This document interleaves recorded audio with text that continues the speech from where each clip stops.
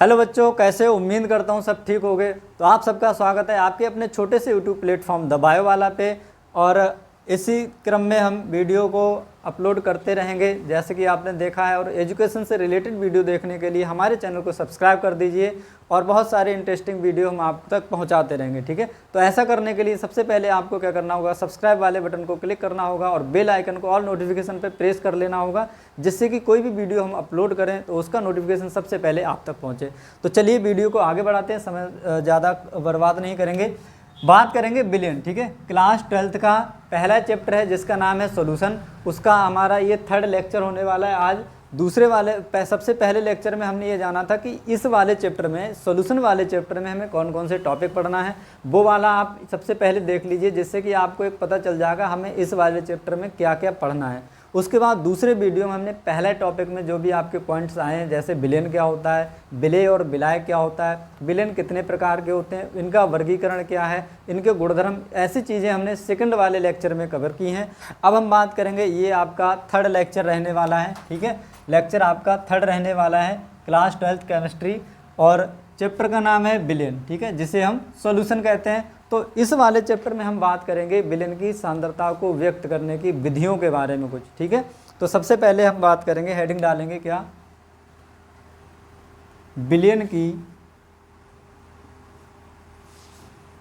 की सांद्रता को व्यक्त करने की विधियां। ऐसी कौन कौन सी विधियां हैं जिनके माध्यम से हम विलेन की सांद्रता को व्यक्त करते हैं, ठीक है। तो उन विधियों के बारे में हम लोग इस वाले लेक्चर में स्टडी करेंगे, ठीक। तो सबसे पहले अगर हम बात करें तो विलेन की सांद्रता को व्यक्त करने की सामान्यतः दो विधियां होती हैं। दो तरह से हम विलेन की सांद्रता को व्यक्त करते हैं, ठीक है। पहला क्या हो जाएगा, तो यहाँ लिख लेंगे, विलेन की सांद्रता को व्यक्त करने की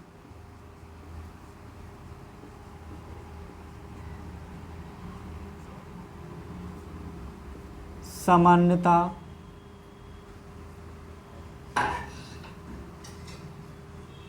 दो विधियां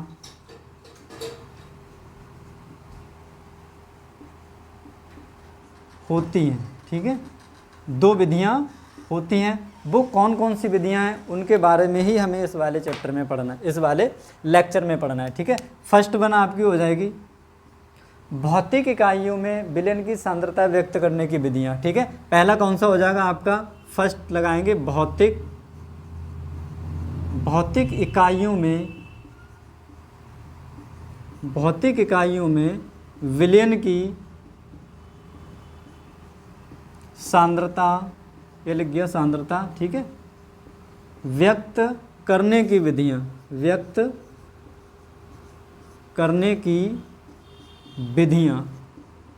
तो सबसे पहले हम बात करेंगे ऐसी कौन कौन सी भौतिक इकाइयां हैं जिनके माध्यम से हम विलेन की सांद्रता को व्यक्त कर सकते हैं, ठीक, पहली बात। दूसरा क्या आ जाएगा आपका, दूसरा पॉइंट हो जाएगा आपका रासायनिक इकाइयों में विलेन की सांद्रता व्यक्त करने की विधियां, ठीक है, व्यक्त करने की विधियां। अब देखो, रासायनिक और भौतिक, ठीक है, ये दो हेडिंग्स हैं हमारे पास। भौतिक इकाइयों में हम विलेन की सांद्रता को किस तरह से व्यक्त करेंगे, कौन कौन से टॉपिक पढ़ेंगे, रासायनिक इकाइयों में विलेन की सांद्रता को किस तरह से पढ़ेंगे और उनमें कौन कौन से टॉपिक पढ़ेंगे, ये आपको पढ़ना है, ठीक है। तो सबसे पहले अगर हम बात करें, सबसे पहले डालेंगे नंबर 1 भौतिक इकाइयों में विलेन की सांद्रता व्यक्त करने की विधियां, जो कि थोड़ी सी हैं, ठीक है, उनको हम लोग यहाँ पे पढ़ लेंगे, ठीक। तो नंबर 1 डालेंगे, ठीक है, ये वाली हेडिंग डालेंगे,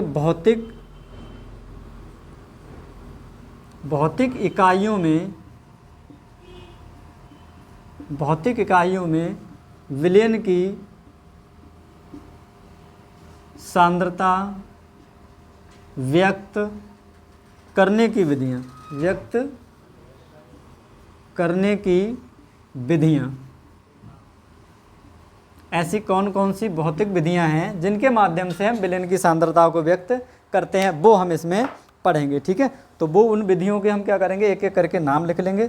सबसे पहले मैं यहाँ बताऊँगा, एक एक करके हम लोग उसको नोट ही करते जाते हैं। ठीक है, तो नंबर 1 डालेंगे हम भौतिक इकाइयों में विलयन की सांद्रता को व्यक्त करने की सबसे पहली विधि हो जाएगी आपकी भार प्रतिशतता। क्या लिखेंगे, भार प्रतिशतता। ठीक है, भार प्रतिशतता।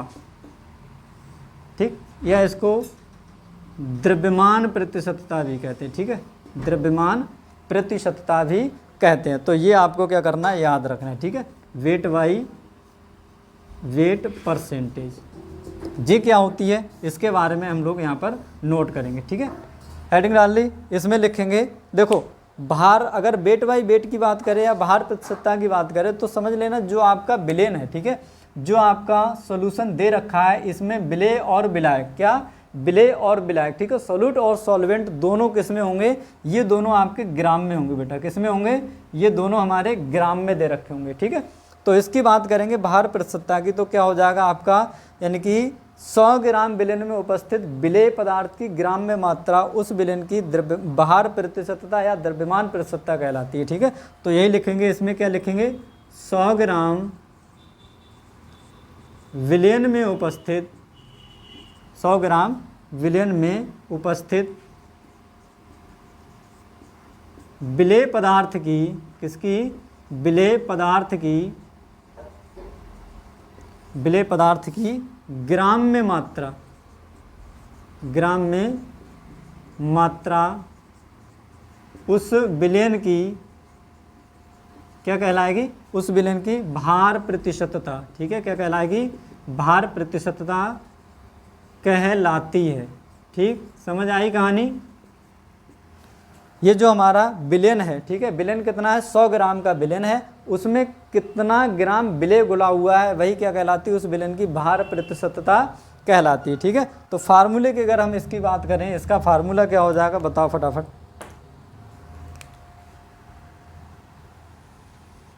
इसके अगर हम सूत्र की बात करें, ठीक है, भार प्रतिशतता बराबर क्या हो जाएगा, क्या लिखेंगे, भार, सॉरी इधर से लिख रहा हूँ मैं, ठीक है, भार प्रतिशतता बराबर विलेय का भार, किसका भार लिखेंगे, विलेय, जो पदार्थ हमारा विलेय घुला हुआ है, ठीक है, विलेय का किस में भार होगा, ग्राम में भार। ठीक है, विलेय का ग्राम में भार, यानी कि कितने ग्राम विलेय घुला हुआ है। नीचे लिखेंगे विलेन का, इसका भी किस में होगा, ग्राम में भार। ठीक है, गुणा क्या कर देंगे हम 100 से, क्योंकि ये हम परसेंटेज पूछ रहा है तो 100 से क्या कर देंगे, मल्टीप्लाई कर देंगे। ठीक है, टोटल को, तो एक तो हम इस तरह से निकाल सकते हैं। ठीक है, सेकंड आपका क्या होता है, देखो यहाँ पर भार प्रतिशतता, ठीक है, या करके भार प्रतिशतता कैसे निकालेंगे, ऊपर तो रहेगा विलेय का भार, क्या रहेगा, विलेय का किस में भार, ग्राम में भार, विलेय का ग्राम में भार। नीचे क्या करेंगे, विलेय प्लस विलायक, विलेय प्लस विलायक का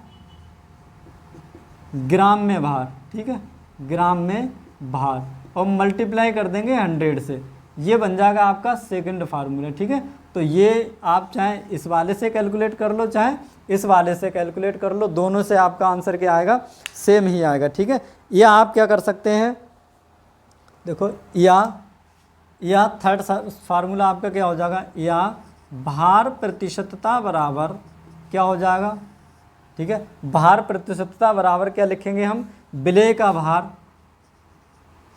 विलेय का भार। ठीक है, नीचे लिखेंगे हम विलेन का आयतन, ठीक, विलेन का आयतन, ठीक है, प्लस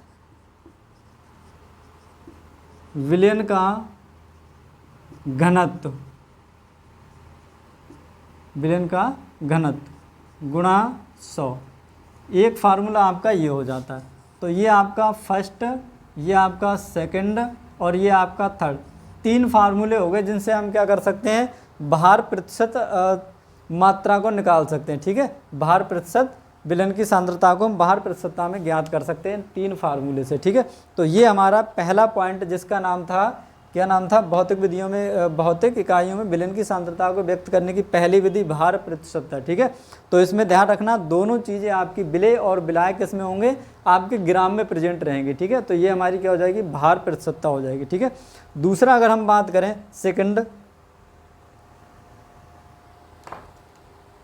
आयतन प्रतिशतता। दूसरा क्या लिखेंगे, यहाँ नंबर 2 हेडिंग डालेंगे, आयतन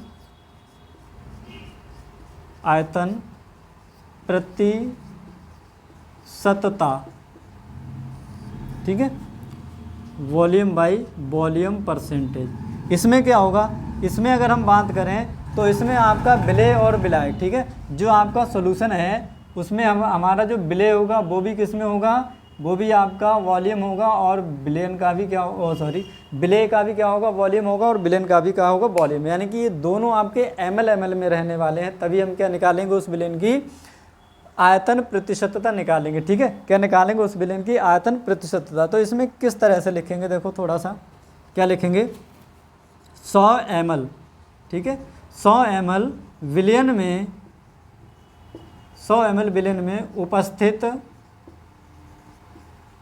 विलेय, 100 ml विलयन में उपस्थित विलेय पदार्थ की ml में मात्रा। ठीक है, 100 ml विलयन में उपस्थित विलेय पदार्थ की ml में मात्रा उस विलयन की आयतन प्रतिशतता कहलाती है। क्या कहलाती है, आयतन प्रतिशतता कहलाती है। ठीक है, तो यहाँ पर अगर हम बात करें तो इसका फार्मूला क्या हो जाएगा, चलो इसी से लिख देते हैं। ठीक, तो क्या हो जाएगा, आयतन प्रतिशतता बराबर, आयतन प्रतिशतता बराबर, देखो विलेय का भी आयतन होगा, किसका, विलेय का आयतन। ठीक है, विलेय का आयतन किस में होगा, आपका ml में होगा, और नीचे विलयन का आयतन, किसका, विलयन का आयतन, ये भी आपका किस में होगा, ये भी आपका ml में होगा इंटू 100। तो ये फार्मूला है जिसके सहायता से हम किसी विलयन की आयतन प्रतिशतता ज्ञात कर सकते हैं। ठीक है, तो इससे हम निकाल लेंगे उसकी आयतन प्रतिशतता। तो ये 2 टॉपिक हो गए आपके, पहला क्या पढ़ा था हमने, भार प्रतिशतता, दूसरा क्या पढ़ा है, आयतन प्रतिशतता। ठीक है, तो फटाफट से इसका स्क्रीनशॉट ले लेंगे या वीडियो पॉज करके इसको नोट कर लीजिए। चलिए, ठीक, मिटा दें, चलो चलिए, उम्मीद है आपने स्क्रीनशॉट ले लिया होगा। ठीक है, या आप इसको वीडियो पीछे करके पॉज करके नोट कर लीजिए, उसके बाद हम लोग आगे बढ़ते हैं। थर्ड पॉइंट क्या था, जब हमने पहले वाले लेक्चर में पढ़ाया था तो उसमें आपने अगर नोट किया होगा तो देखिए ज़रा थर्ड पॉइंट क्या नोट किया था,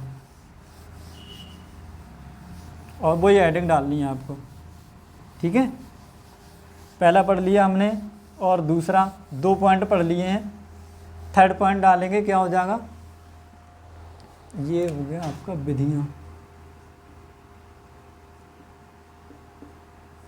ठीक, तो तीसरा पॉइंट आपका क्या आता है, बताएंगे फटाफट। नंबर 3 भार आयतन प्रतिशतता। ठीक है, नंबर 3 लिखेंगे, भार आयतन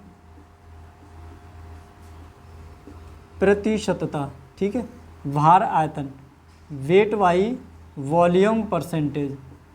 अब इसमें क्या होगा, जो आपका सॉल्यूशन होगा उसमें, जो आपका सॉल्यूशन होगा उसमें एक क्या होगा, आपका आयतन होगा, और दूसरे का क्या होगा, आपका भार होगा। ठीक है, ग्राम में। तो ये इसको हम कहते हैं भार आयतन, एक भार में होगा, दूसरा किस में होगा, ml में होगा, जिसका हम आयतन काउंट करेंगे। ठीक है, तो इसमें क्या लिखेंगे, थोड़ा सा देखो, भार आयतन की बात करेगा। ठीक है, तो लिखेंगे 100 ml, 100 ml विलयन में, 100 ml विलयन में विलेय पदार्थ की ग्राम में मात्रा। ठीक है, विलेय पदार्थ की ग्राम में मात्रा उस विलयन की क्या कहलाती है, मात्रा उस विलयन की भार आयतन प्रतिशतता कहलाती है। ठीक है, क्या लिखना है? 100 ml के विलयन में कितना ग्राम आपका विलेय पदार्थ घुला हुआ है, वही क्या कहलाएगी? उस विलयन की भार आयतन प्रतिशतता कहलाएगी। ठीक है, मान लो ये आपका पूरा सॉल्यूशन है, ये कितना है? 100 ml का। इस 100 ml में कितना आपका विलेय घुला हुआ है? ठीक है, जो विलेय पदार्थ है वो आपका कितने ग्राम घुला हुआ है? विलेय पदार्थ आपका क्या हो सकता है?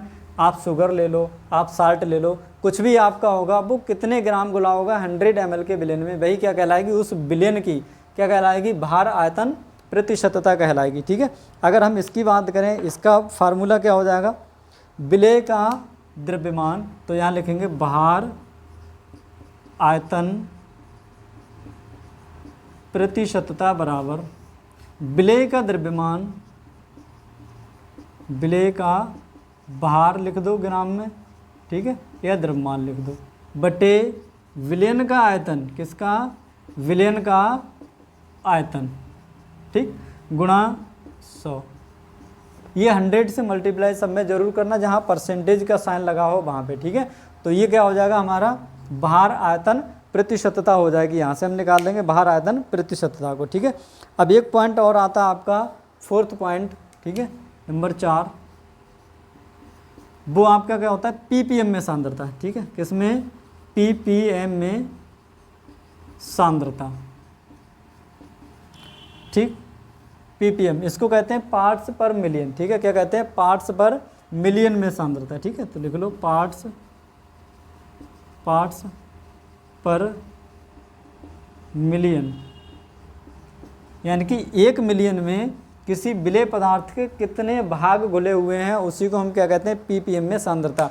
और ये विधि तब यूज की जाती है जब मान लो आपके पास कोई ऐसा सॉल्यूशन है जिस सॉल्यूशन में विलेय पदार्थ की जो मात्रा है वो बहुत ही कम मात्रा में है। ठीक है, विलेय पदार्थ आपका बहुत कम मात्रा में अगर घुला हुआ है किसी विलयन में, तो वहाँ पर विलयन की सांद्रता को ज्ञात करने की ये सबसे अच्छी विधि मानी जाती है, पीपीएम में सांद्रता। ठीक है, पार्ट्स पर मिलियन, 1 मिलियन में कितने भाग विलेय पदार्थ के घुले हुए हैं वो बताती है ये। ठीक है, विलयन की सांद्रता हम इस वाली विधि से ज्ञात कर सकते हैं। ठीक, तो चलिए इसकी अगर हम बात करें तो यहाँ पर क्या लिखेंगे? किसी विलयन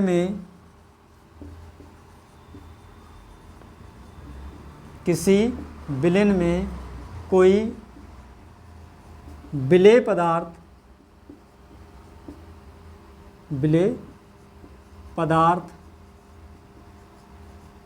अल्प मात्रा में, किसी विलयन में कोई विलेय पदार्थ अल्प मात्रा में उपस्थित होता है। ठीक है, तो उस विलयन की सांद्रता को पीपीएम में व्यक्त करते हैं। ठीक है, तो उसकी सांद्रता पीपीएम में व्यक्त करते हैं। ठीक है, किस में व्यक्त करते हैं? पीपीएम में उसकी सांद्रता को व्यक्त किया जाता है। ठीक है, तो इसका एक फार्मूला लिख लेंगे और ये हमारी भौतिक विधि है जो कि यहाँ पर हमारा क्या हो जाएगा? ख़त्म हो जाएगा। ठीक है, तो इसका एक छोटा सा फार्मूला है, पीपीएम में सांद्रता बराबर पीपीएम में सांद्रता बराबर क्या हो जाएगा? ठीक है, अवयव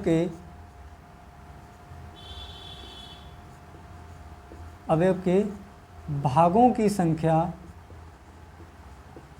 जो अवयव है, ठीक है, जो विलयन, मान लो हमारा पानी है, पानी में अगर आपने क्या घोला है? चीनी घोला है या नमक घोला है, तो वो क्या कहलाएगा? अवयव कहलाएगा। ठीक है, तो अवयव के भागों की संख्या और नीचे क्या हो जाएगा? कुल अवयवों के भागों की संख्या, कुल अवयवों के भागों की संख्या गुणा 10⁶। तो ये फार्मूला है जिसकी सहायता से आप किसी विलयन की पीपीएम में सांद्रता को ज्ञात कर सकते हैं। ठीक है, तो ये कुछ 4 विधियां थी जो कि विलयन की सांद्रता को किस में व्यक्त करती है, भौतिक इकाइयों में, ठीक है। तो इनका क्या करेंगे, फटाफट से स्क्रीनशॉट ले लेंगे। उसके बाद हम लोग बात करेंगे इम्पोर्टेंट टॉपिक जिसका नाम है विलयन की रासायनिक इकाइयों में विलयन की सांद्रता को व्यक्त करने की विधियाँ। तो फटाफट से इसका स्क्रीनशॉट ले लीजिए या नोट कर लीजिए वीडियो पॉज करके, ठीक है। तो चलिए, हो गया। अब बात करेंगे, अगली हेडिंग डालेंगे बी पॉइंट, ठीक है, जिसका नाम था रासायनिक इकाइयों में विलयन की सांद्रता को व्यक्त करने की विधियाँ। अब यहाँ से आपके इम्पोर्टेंट टॉपिक है, ठीक है, यहाँ से हर बार बोर्ड में आपका पूछा जाता है। अब तक जो हमने पढ़ा था ये उतना खास नहीं था जितना कि अब खास होने वाला है, ठीक है। तो अब हेडिंग डालेंगे बी। ए में हमने पढ़ा था भौतिक इकाइयों में, अब हम बी में पढ़ेंगे क्या, रासायनिक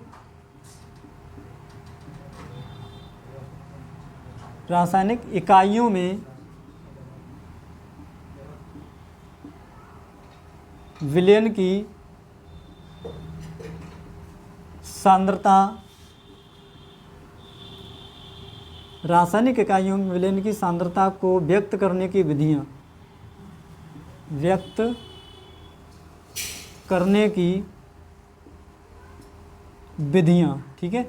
ये इम्पोर्टेंट हेडिंग है, इसको बिल्कुल भी मिस ना करें, ठीक है, क्योंकि यहीं से सवाल आपके न्यूमेरिकल्स हैं वो भी यहीं से आते हैं, और जो आपकी थ्योरी है 2 नंबर की 1 नंबर की वो भी यहीं से पूछी जाती है, और ऑब्जेक्टिव में यहाँ से सीधे डायरेक्ट सवाल आता है, ठीक है। मोलरता किसे कहते हैं, मोललता किसे कहते हैं। तो सबसे पहले इसमें कौन कौन से टॉपिक हैं तो वो हमने पहले पढ़ लिए हैं, अब उन टॉपिक को हम एक एक करके पढ़ेंगे, ठीक है। तो सबसे पहले इसमें अगर हम बात करें, सबसे पहला टॉपिक इसमें आता है आपका ग्राम प्रति लीटर में सांद्रता। ग्राम प्रति लीटर में सांद्रता यानी कि एक विलयन के 1 लीटर में कितने ग्राम विलय घुले हुए हैं वो क्या बताता है, उस विलयन की ग्राम प्रति लीटर में सांद्रता। इसमें छोटी सी डेफिनेशन लिखूंगा, ठीक है, इसका कोई ज़्यादा इंपॉर्टेंट नहीं है। तो इसमें क्या लिखेंगे, विलयन के 1 लीटर में उपस्थित,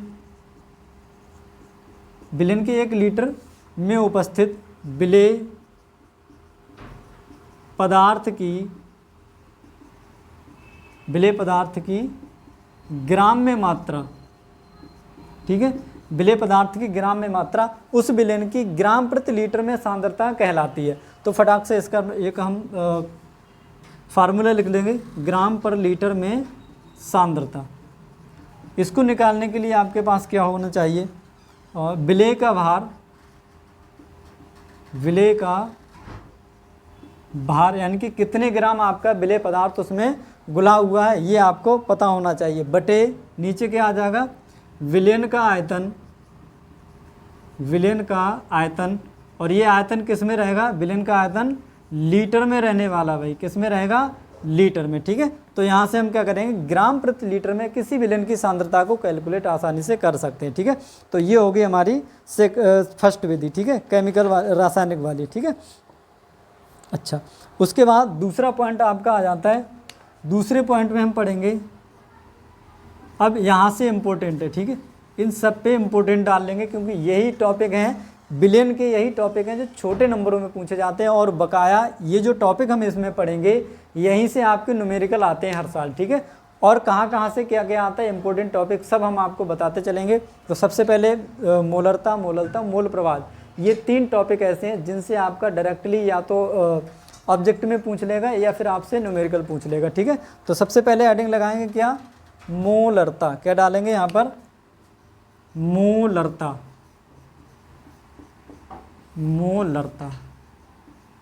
ठीक, जिसे हम मोलैरिटी कहते हैं, क्या कहते हैं, मोलैरिटी कहते हैं, ठीक है। तो मोलैरिटी के बारे में अगर हम बात करें तो ये होती क्या है, देखो कोई अगर आपके पास विलयन है, मान लो आपके पास 1 लीटर का विलयन है, ठीक है, 1 लीटर का विलयन अगर आपने बनाया, ये विलयन हमारा बन गया कितने लीटर का, 1 लीटर का, ठीक है। अब 1 लीटर के विलयन में जो आपने विलेय मिलाया है, क्या मिलाया भाई, जो आपने विलेय पदार्थ मिलाया, ये विलेय आपका चाहे चीनी हो, चाहे आपका नमक हो, चाहे आपका ग्लूकोज हो, कुछ भी ये विलेय पदार्थ हमने किस में मिलाया, 1 लीटर विलयन में मिलाया है, तो इस विलेय पदार्थ के मोलों की संख्या, ठीक है, इस विलेय पदार्थ के कितने मोल इस विलेन में घुले हुए हैं, बस यही क्या होती है उस विलेन की मोलरता कहलाती है। ठीक है, तो 1 लीटर आयतन विलेन में, 1 लीटर विलेन में विलेय के मोलों की संख्या उस विलेन की मोलरता कहलाती है। क्या लिखेंगे यहाँ पर, लिखेंगे 1 लीटर, 1 लीटर यानी कि 1 लीटर विलेन में, 1 लीटर विलेन में उपस्थित, 1 लीटर विलेन में उपस्थित विलेय के मोलों की संख्या को, विलेय के मोलों की संख्या को उस विलेन की, उस विलेन की मोलरता कहते हैं, उस विलेन की मोलरता कहते हैं। ठीक, इसे किससे प्रदर्शित करते हैं, इसे कैपिटल एम से व्यक्त किया जाता है। ठीक है, इसे कैपिटल एम से व्यक्त किया जाता है।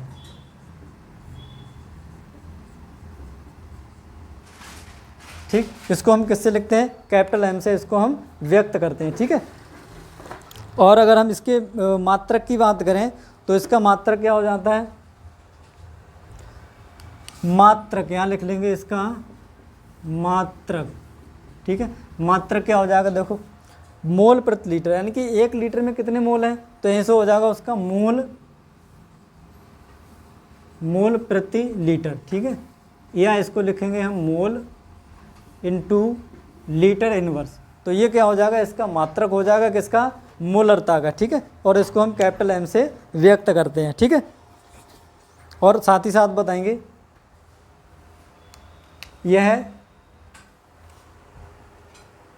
ये ताप पर निर्भर करती है या नहीं करती, जरा सोचो, करती है तो क्यों करती है, ये बात समझ में आनी चाहिए। ठीक, इसमें इंक डाल देना यार, इसमें इंक लगा दो। मोलरता क्या लिखेंगे यहाँ, मोलरता ताप पर निर्भर करती है, मोलरता ताप पर निर्भर करती है, क्योंकि, ठीक है, क्यों करती है। अब इसमें जो हमने आयतन लिया है, ठीक है, यानी कि जो विलेन लिया वो विलेन हमने किस में लिया है, आयतन में लिया है। ठीक है, क्योंकि यह आयतन पर निर्भर करती है, क्योंकि यह आयतन पर निर्भर करती है। ठीक है, इसलिए क्या करती है, टेम्परेचर पर निर्भर करती है। तो याद रखना क्या लिखेंगे, जो मोलरता होती है वो हमारी टेम्परेचर इंडिपेंडेंट होती है, टेम्परेचर डिपेंडेंट होती है। ठीक है, अब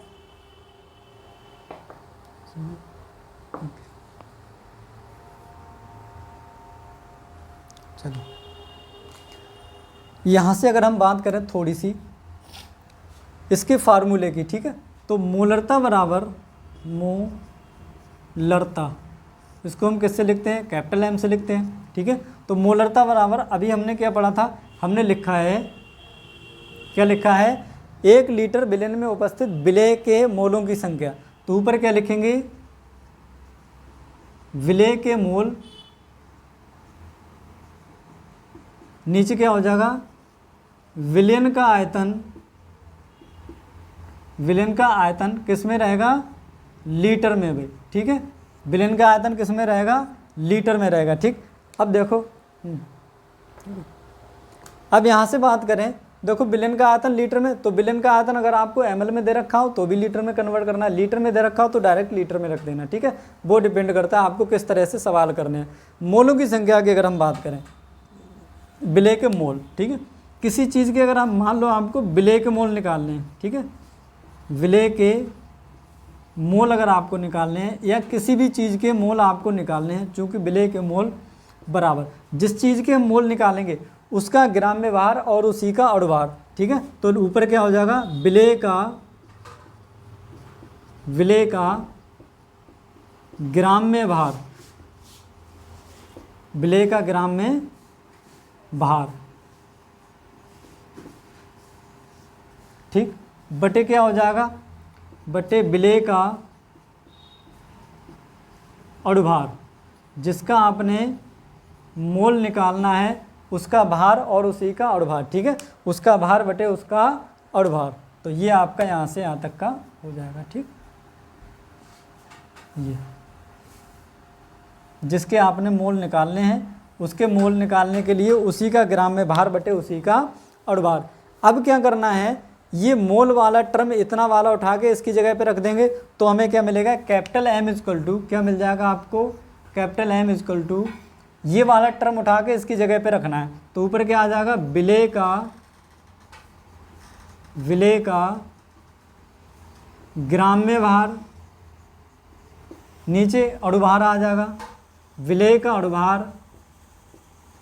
का अणुभार गुणा ये क्या है, नीचे आयतन लीटर में। ठीक है, किसका, बिलियन का आयतन किस में होगा भाई, लीटर में होगा। ठीक, तो ये फार्मूला आपका एक बन जाएगा यहाँ से मोलरता निकालने के लिए, विलेय का ग्राम में भार बटे विलेय का अणुभार गुणा आयतन लीटर में। अगर आयतन आपको लीटर में दे रखा है, नहीं दे रखा है, ml में दे रखा है, तो क्या करना होगा, तो कौन सा फार्मूला लगाना होगा, तो क्या करेंगे हम, M इक्वल टू विलेय का ग्राम में भार, विलेय का ग्राम में भार गुणा 1000। ठीक, बटे विलेय का अणुभार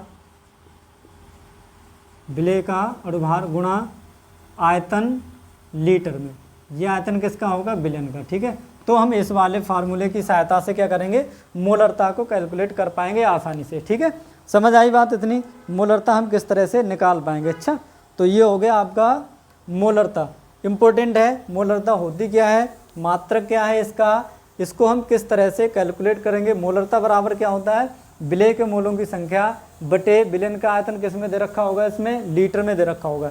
लीटर में नहीं है तो ml में कन्वर्ट करने के लिए यहाँ पर, सॉरी ये देखो यहाँ हो गया गलत, यहाँ अगर आपने ऊपर 1000 लिखा है तो यहाँ पर आयतन किस में हो जाएगा, लीटर की बजाय अब किस में हो जाएगा, ml में हो जाएगा। ठीक है, ml में, लीटर को ml में कन्वर्ट करने के लिए हम 1000 से उसको डिवाइड करते हैं। जब यहाँ 1000 लिखेंगे तो ऊपर पहुँच जाएगा। ठीक है, इसलिए 1000 ऊपर पहुँच जाता है। इसको हम लीटर को क्या करते हैं, 1000 से भाग करते हैं तो नीचे वाली चीज़ ऊपर पहुँच जाती है, इसलिए 1000 अपॉन आयतन किस में रहेगा, अब आपका ml में आयतन रहेगा। ठीक है, तो इस तरह से हम क्या करते हैं, विलेन की मोलरता को कैलकुलेट कर लेते हैं आसानी से। ठीक, चलो उम्मीद है ये आपको समझ में आया होगा।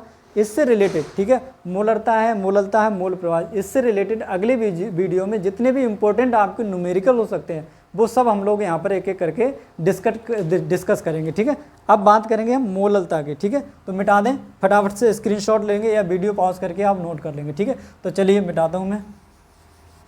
अब डालेंगे आप थर्ड पॉइंट। ठीक है, थर्ड आएगा ना, थर्ड, उसमें लिखेंगे, ये हो गया आपका मोलरता। अब क्या आएगा, मोललता। ठीक है, तो हेडिंग डालेंगे मोललता। तीसरा पॉइंट,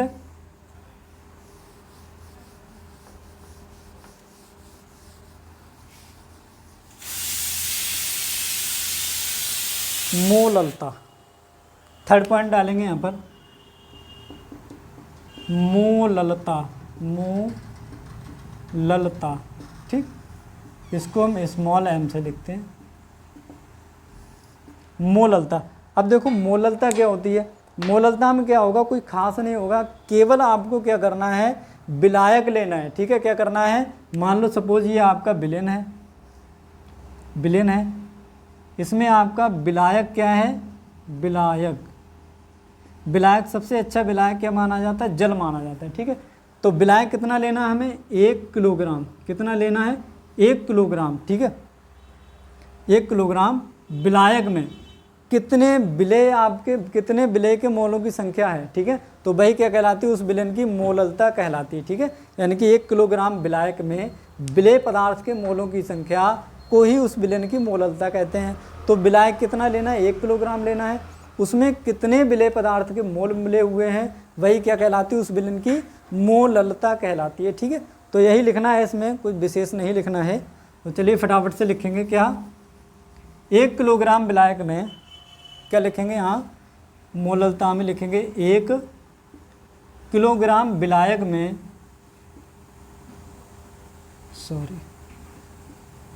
1 किलोग्राम विलायक में उपस्थित विलेय पदार्थ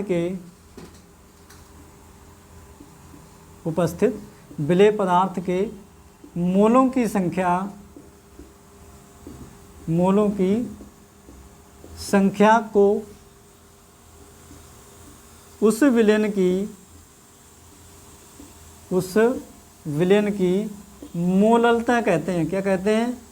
मोललता कहते हैं।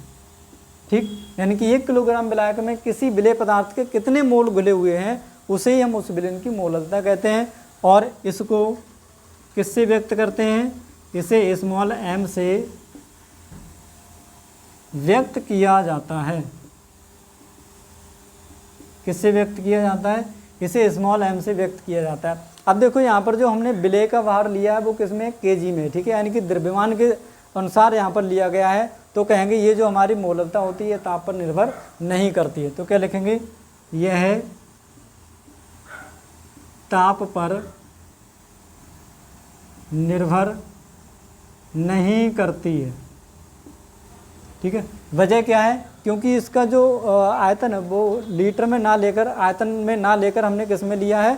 किलोग्राम में लिया है। ठीक है, यानी कि भार में लिया है। ठीक है, तो इसलिए कहते हैं कि ये आपका ताप पर डिपेंड नहीं करती है। ठीक है, आयतन के बजाय उसका द्रव्यमान लिया जाता है, इसलिए ताप पर डिपेंड नहीं करती है। ठीक है, क्योंकि आयतन के स्थान पर क्या लेते हैं हम? द्रव्यमान लेते हैं इसमें। ठीक है, द्रव्यमान लिया जाता है, इसलिए ये ताप पर डिपेंड नहीं करती है। ठीक है, अच्छा क्या नाम इसका मात्रक की बात करें तो इसका मात्रक क्या हो जाएगा? कितने मोल आपके 1 किलोग्राम में उपस्थित हैं, तो मात्रक क्या हो जाएगा इसका? मात्रक। ठीक है,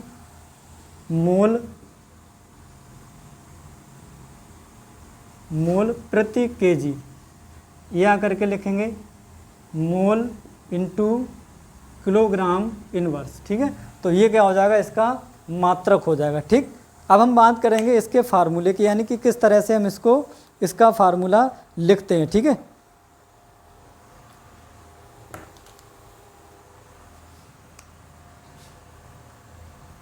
चलो इधर लिख देते हैं।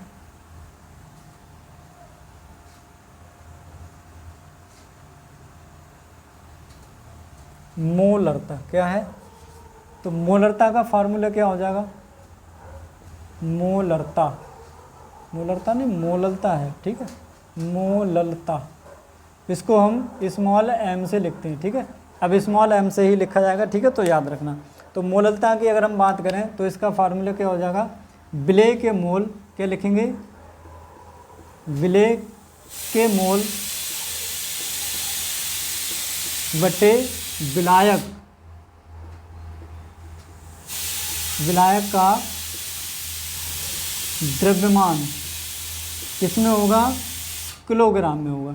ठीक है, यहाँ से निकाल लेंगे। और मोल बराबर, चूंकि हम जानते हैं किसी चीज़ के अगर आपको मोल निकालने हैं, मोल, तो उसका ग्राम में भार चाहिए होगा हमें, उसका ग्राम में भार, और उसी का क्या चाहिए होगा हमें?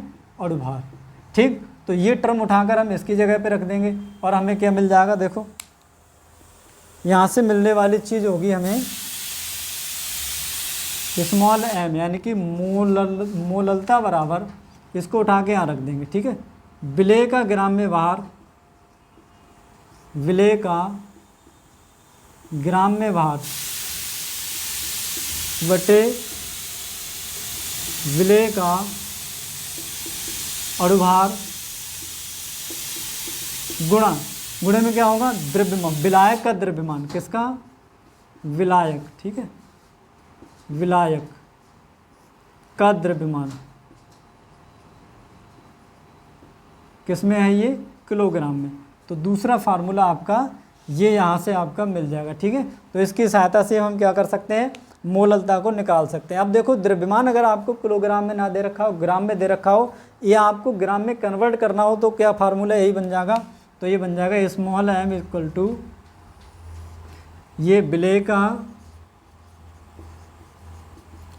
का ग्राम्य भार बटे विलेय का अणुभार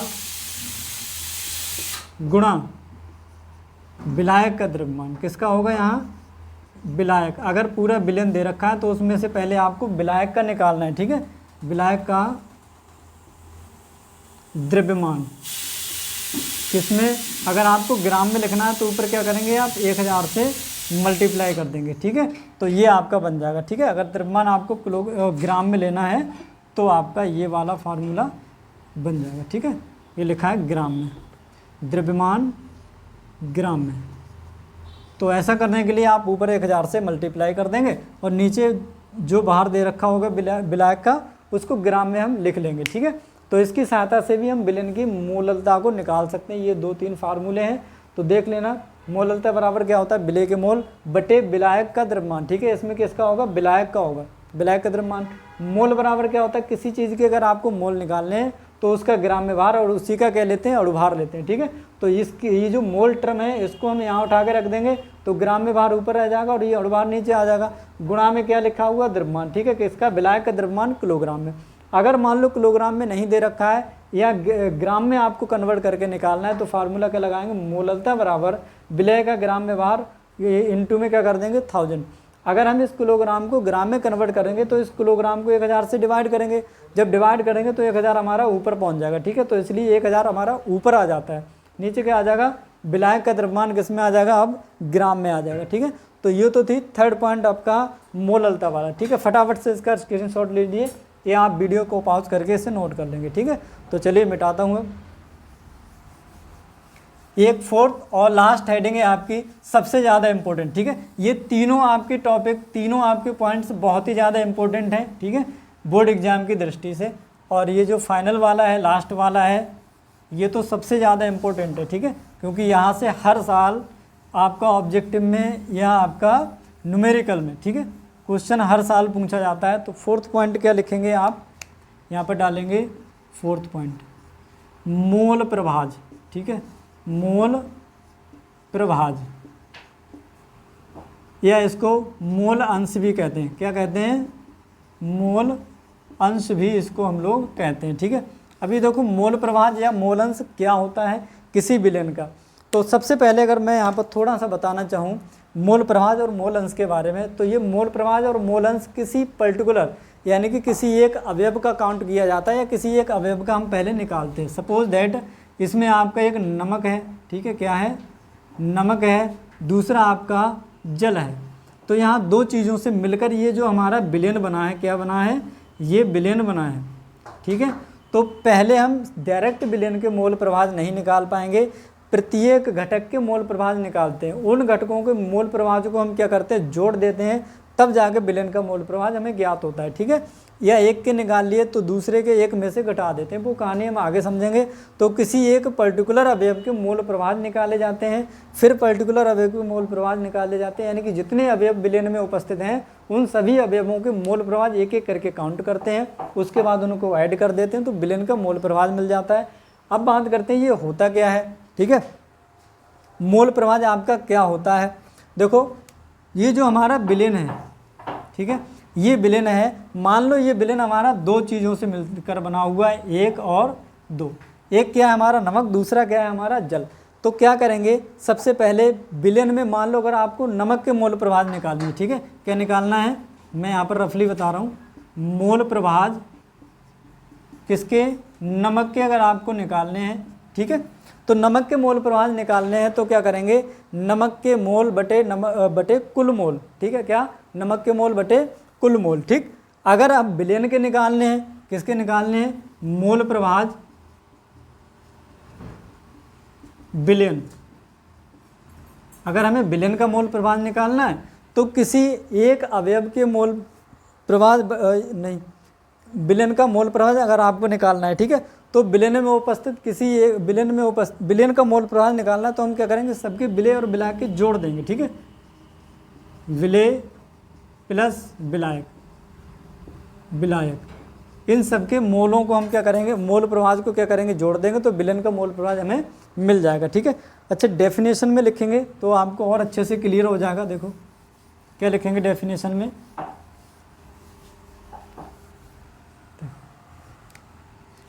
लिखेंगे विलयन में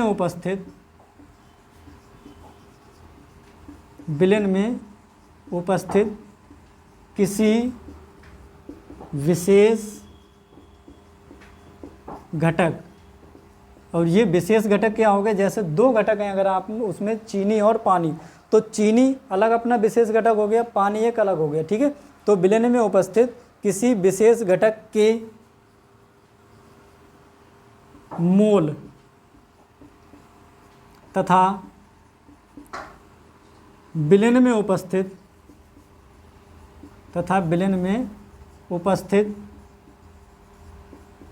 सभी घटकों के मोलों के योग के अनुपात को उस अवयव को यहाँ पर लिखा ऊपर घटक, तो उस घटक का मोल प्रभाज कहते हैं। ठीक है, उस घटक का मोल प्रभाज कहते हैं।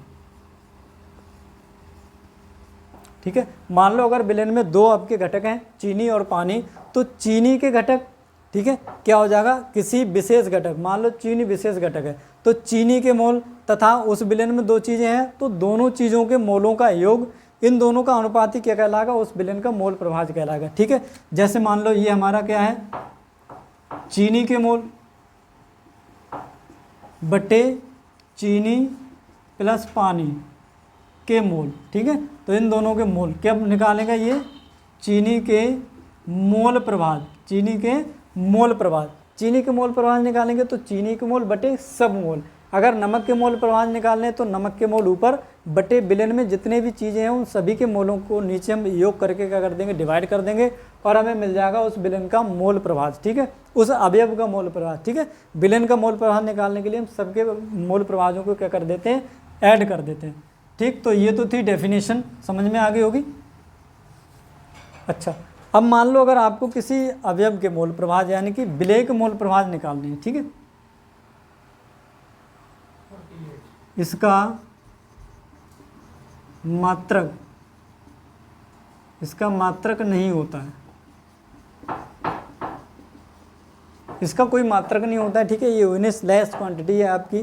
ठीक, तो सबसे पहले यहाँ अगर हम बात करें मोल प्रभाज की, ठीक है, तो विलय के मोल प्रभाज अगर आपको निकालने हैं, इसे किससे, ऐसे एक होता है चाई, इसको कहते हैं चाई से प्रदर्शित करते हैं। इसे किससे लिखते हैं, चाई से लिखते हैं। ठीक है, तो चाई ही लिखूंगा मैं, चाई विलय, ये चाई विलय बता रहा है कि विलय के मोल प्रभाज। ठीक है, तो चाई विलय बराबर क्या हो जाएगा, विलय के मोल, जिसका मोल प्रभाज निकालना है उसके मोल ऊपर, मोल निकालना आपने सीख लिया होगा, विलय के मोल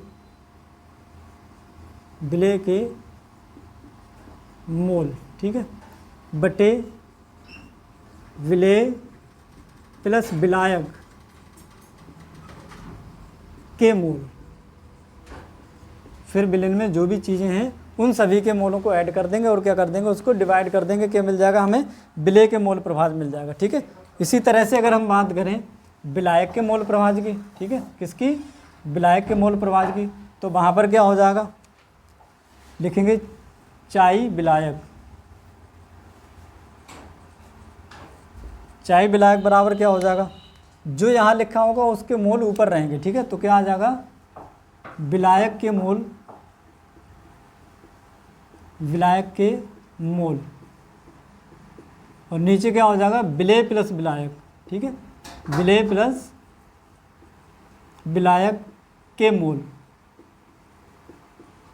इससे डिवाइड कर देंगे और हमें उस अवयव का किसका विलायक का मोल प्रवाह हमें यहाँ से मिल जाएगा। ठीक है, अब बात करें अगर हम विलेन की, यहाँ लिखूँगा चाय विलेन, चाय विलेन, चाय बताता है मोल प्रवाह को। ठीक है, अगर आपको विलेन का मोल प्रवाह निकालना है तो क्या करेंगे हम, विलेय और विलायक इन दोनों को मूल प्रवाह को ऐड कर देंगे तो हमें क्या मिल जाएगा, उस विलेन का मोल प्रवाह मिल जाएगा। ठीक है, तो चाय विलेन बराबर क्या हो जाएगा आपका, चाय विलेय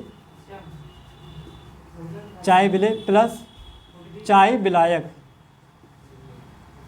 यहाँ से हम क्या करेंगे, विलेन का मोल प्रवाह आसानी से निकाल लेंगे। अब यहाँ से क्या करेंगे, अगर आपको मान लो विलेय का मोल प्रवाह पता है, ठीक है, और विलेन का नहीं, इसका विलायक का नहीं पता है, और हम जानते हैं कि विलेन का, ठीक है, पूरे विलेन का मोल प्रवाह हमेशा कितना होता है, सदैव 1 के बराबर होता है। ठीक है, तो यहाँ लिखेंगे नोट करके छोटा सा, विलेन का मोल प्रवाह सदैव 1 के बराबर होता है। ठीक है, 1 के बराबर होता है। ये अभी हम प्रूव करेंगे कि 1 के बराबर कैसे होता है। ठीक है, तो ये इतना यहाँ तक याद रखना है। विलेय का मोल प्रवाह निकालेंगे तो विलेय के मोल बटे विलेय प्लस विलायक के मोल, जब विलायक का मोल प्रवाह निकालेंगे तो विलायक के मोल बटे विलेय प्लस विलायक के मोल। ठीक है, और अगर आपको विलेन का मोल प्रवाह निकालना तो क्या करेंगे, विलेय प्लस विलायक उन दोनों के मोल प्रवाहों को ऐड कर देंगे तो हमें क्या मिल जाएगा, विलेन का मोल प्रवाह। और हम ये जानते हैं कि जो विलेन होता है उसका कुल मोल प्रवाह सदैव 1 के बराबर होता है। अब यहाँ पर 1 रख देंगे, इसका अगर आपको पता तो इसका निकाल लेंगे आसानी से। ठीक है, कैसे निकालते हैं आगे बात करेंगे। ठीक है, तो फटाफट से इसको नोट कर लेंगे या स्क्रीनशॉट ले लेंगे। ठीक है, तो अब इसके बाद हम बात करेंगे कि विलेन का जो मोल प्रवाह होता है वो 1 के बराबर होता है या नहीं होता है। अगर होता है तो कैसे होता है, वही यहाँ पर हम लोग प्रूव करेंगे। ठीक है, तो लिखेंगे, माना हमारे पास कोई एक ऐसा विलेन है जो 2 अवयवों से मिलकर बना है। ठीक है, क्या लिखेंगे, माना कोई विलेन ए व बी से मिलकर बना है, बी से मिलकर बना है, जो कि हमारा कैसा है, द्विअंगी विलेन है, यानी कि 2 कंपोनेंट हैं तो द्विअंगी हो जाएगा। लास्ट वाले वीडियो में हमने जाना था द्विअंगी क्या होता है, त्रिअंगी क्या होता है। ठीक है, तो ए और बी से मिलकर बना हुआ है, जिनके मोल क्रमशः स्मॉल एन ए तथा कैपिटल एन बी हैं। ठीक है, जो ए है उसके मोल क्या है, स्मॉल एन है, जो बी है उसके मोल क्या है, कैपिटल, यानी कि ये विलायक की तरह काम करेगा और ये विलेय मान लिया है हमने। ठीक है, तो अगर हम इसकी बात करें, यहाँ पर ए और बी के अगर हम मोल प्रवाह निकालेंगे तो कैसे निकालेंगे, यहीं से आपको पता चलेगा विलेन का मोल प्रवाह 1 के बराबर क्यों आता है। तो माना तो